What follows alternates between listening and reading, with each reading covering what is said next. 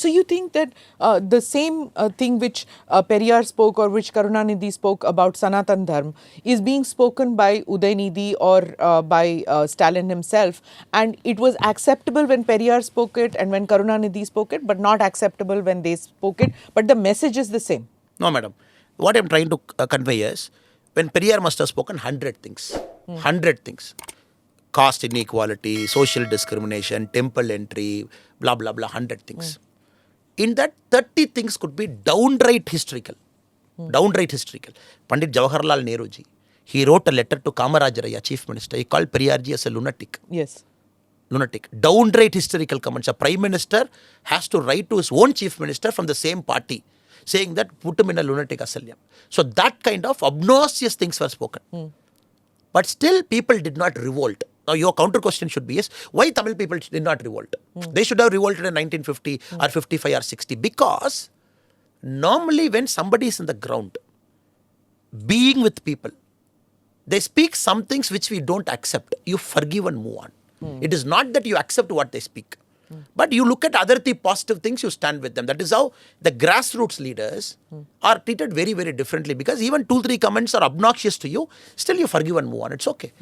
You will not speak the same language of Periyar. Tamil Nadu never spoke, the common Tamil person never spoke the language of Mr. Periyar. He never went to a street and said, oh, bring Rama, I am going to Cheppal Rama. No, that is a language that Dravida Kalagam spoke.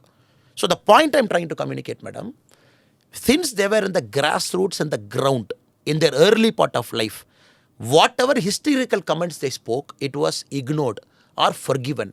Or people felt, I am not going to react, maybe I am not interested, I will move on. But I am going to see the other things. That's how they were able to gain a foothold. Now, Udhayanidhi Stalin comes. Cinema actor, golden spoon, comes in the ivory tower. You speak the same language, I am going to annihilate Sanatana Dharma. That is why you see the revolt. Why suddenly a common man speaks Sanatana Dharma, madam? Is there a revolt? 100%. 100%. I'm seeing more happening in rest of the country, but in Tamil Nadu, not so much. Madam, let us not go by the media, madam. Now media ecosystem is just 1% of the whole thing. And the media ecosystem in Tamil Nadu, we all know for a fact how it is very different from the rest of India, because it is all controlled by a group that is trained by this so-called the Dravidian ecosystem, specifically the DMK ecosystem. They live as editors in many places. But many people, honestly, inside the media, they felt revolted, but they can't go against the input or output editor who controls what should come. But for a common man, why did Udhayanidhi Stalin apologize, madam? It is not because the pressure that came from the rest of the country. No, it is the pressure that came from Tamil Nadu itself. Or was it India Alliance that said that don't say this? No, that is one. But DMK is one party that will not listen to them. If you look at the DMK's history, madam, when they say something, it is not in DMK's DNA to take it back. Not in DMK's DNA to take it back. Now they know that common people murmuring, common people talking, they get feedback. Vel Yatra, again I am giving you an example, 2021. BJP did a Vel Yatra, then Tamil Nadu President Muruganji, one Vel Yatra happened. Immediately, Stalin said, I am also taking a Vel, and they are gifting Vel as a spear. Yeah. They are gifting it to him for one continuous month. He was getting Vel as a gift from all DMK. Now, what I am trying to convey, madam, now DMK is understood very cleverly in the last 2 months, the politics have shifted. It is not that what my grandfather spoke, the same language I cannot speak. What Anna spoke, I cannot speak the same language. Now, this is one generation that is seeing these people as elitist. It is not seeing these people as on the ground. That is why you see every day there is if somebody speaks bad about women. Madam, Tamil politics for a long time, it is a politics that was based on vulgarity, especially the DMK politics. If you look at their old stage speeches, if somebody is playing a record now, 60s, 70s and 80s, oh my God, it is so bad. The caricature, the characterization of women is so bad, it was accepted by the DMK crowd who come and sit there, not by a common person. They attract the DMK crowd, they come, they clap and go.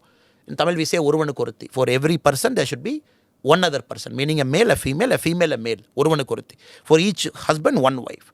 For each wife, one husband. That is our dharma. But DMK went against the Uruvanu Koruthi concept itself. So everywhere they make fun of it, joke about it. And Kalingar Karunanidhi himself sits in a stage. When one of his wife is present, he will make fun about the other person. You have seen, you can play videos, I'm not making anything up. But why suddenly there is a revolt? Because now a new generation of audience, a completely different people in the social media who watches no more the DMK audience. So they come in. So the social media age, the elitist image, everything, that is going to be the death knell. So we just have to be patient. The ground is changing. We have to just read it properly. And they cannot speak the same language of, now, what is this, madam? North-South. I gave you 100 rupees. You gave me 28 rupees. That is the DMK's main plank now. Yeah. But That is their number even one the Congress plank. is picking up in Karnataka also the same thing. That is the main plank. But I can assure you in Tamil Nadu, this is a plank they tried in 1960s with Annamalai ji. They tried with all the leaders. They've thrown this chapel out. It's like an old chapel. They've thrown it. Now again they're trying to wear the old chapel. Old chapel will generally bite you.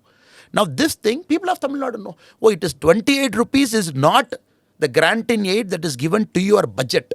There you calculate. What about people who get 6,000 in their account? What about the gas subsidy that people get 300, 400 rupees? What about the mudra loans they get? What about this? You calculate it. That is why Finance Minister, Madam Nirmala Sitharaman, on record, she says, look, this is the money that has come back. This is the money, this is the money. On record. You cannot just calculate the money by saying, this is the grant in aid I got through my budgetary support, and that is 28%, so I am going to make a narrative. Common people will ask, no, I am getting 6,000.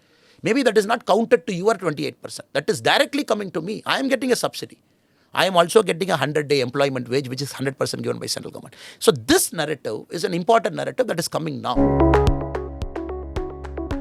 Click here to watch the full episode.